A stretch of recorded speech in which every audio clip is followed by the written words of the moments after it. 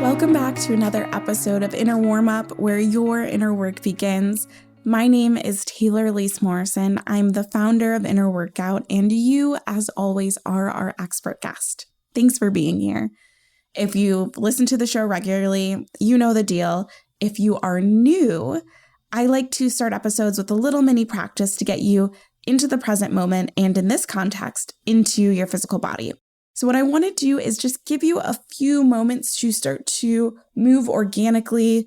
And if you're not sure where to start, just move something. Move an elbow, move a shoulder, and let the movement continue to flow from there. I can almost guarantee you that you will feel a release or a stretch that you didn't even know that you needed. I can say that from experience. I did this right before I pressed record and found some opening in my back and in my side body where I wasn't even aware of how scrunched up I was. So I hope that served you. I hope you're feeling a little bit more in your body right now. And that exercise is really a perfect segue into what I want to talk about today. We are exploring this question, what feels good in your body? What feels good in your body?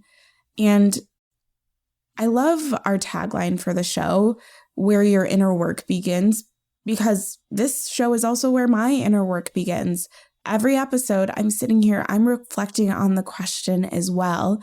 And when I reflected on this question, it brought me back to like my teens.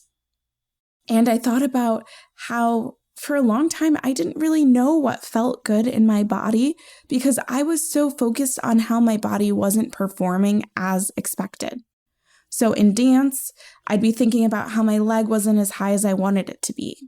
In track, I was focused on how I had too many steps between the hurdles. Even today, sometimes I can be doing some movement, and traditionally, my upper body has not been the strongest. And so sometimes it can feel really hard to do push-ups without having my knees on the ground, especially if we've been doing a lot of other shoulder things with weights or with planks. And I can get so down on myself. Instead of being proud that I can do any number of push-ups, I'm upset that at some point I have to put my knees on the ground. And even when I first started my self-care practice, one of my entry points into listening within and listening to my body more specifically was honing in on the signs of when something felt off. So I could notice the signs that a migraine was coming, or that I was feeling exhausted, or that I was nearing burnout because I wasn't feeling great, which is valid. It is really good for you to know your warning signs. When the light is turning yellow just before it's getting ready to turn red, that's helpful. But I want our relationships with ourselves and our bodies to be more than that. And you can let me know if you relate to this, but I feel like we can tend to focus more on where we wish our body could perform better, rather than what feels incredibly amazing in our body because of our society's obsession with optimization and fundamentally treating our bodies more like a machine than like a home. When we start to view our bodies as homes, we want it to feel good. I want my home to feel good. I want the place I'm living in to feel good. And I want to pause here and say, our bodies are just a part of us. The physical dimension is just one of 5 dimensions. And also, we experience the world through our bodies. The touch, the taste, the smell, the sight, the sound is all through this vessel. So your bodies are not the most important or the most interesting thing about you, but they are a part of you. And for me, it's much more helpful to view it as a home than as a machine. Like, think about your actual home. You could probably tell me the things that you do or the little ways that you might treat yourself to make your home feel even more homey. For me, I love having plants and I love having fresh cut flowers. That makes my home feel like home. I love having a cozy blanket that I can curl up under. I have temperatures that feel more comfortable at home. Even like having the snacks and the types of tea that I love make my space feel like home. And I think it would be so cool if all of us could get to the point where we are able to know those same things for our bodies. We can know exactly what makes us feel good and at home and cozy and comfortable in these vessels that we get to live in for this lifetime. When we are focusing on what feels good and when we can hone in on that, we're building a certain level of body awareness, and we can seek out more ways. We can seek out opportunities to incorporate that goodness intentionally instead of having it be something that happens accidentally. And I also want to call out the fact that this can be difficult. If you grew up in a tradition or you were raised in a community where you heard messages that pleasure had to be earned or that pleasure was only allowed in certain contexts, it can feel weird to talk about feeling good just for the sake of feeling good. And I want to offer up a quote from Adrienne Maree Brown. I have been really savoring her book over the course of this year. Yeah, I haven't been forcing myself to speed read through it. I've just been allowing myself to sit with it whenever it feels right. And she has this quote where she says, "There is no way to repress pleasure and expect liberation, satisfaction, or joy." So if our end goal, and if you're listening to this podcast, I think we have some similar end goals. If our end goal is to work towards liberation, satisfaction in our lives, and to experience joy, we can't get there by repressing our own pleasure. So today, I want you to sit with the question, what feels good in your body? When I sat with that question, here's what came up for me. Boxing feels really good in my body. I feel so strong. I feel so energized. I feel so capable. I feel challenged in a really good way. Boxing feels good in my body.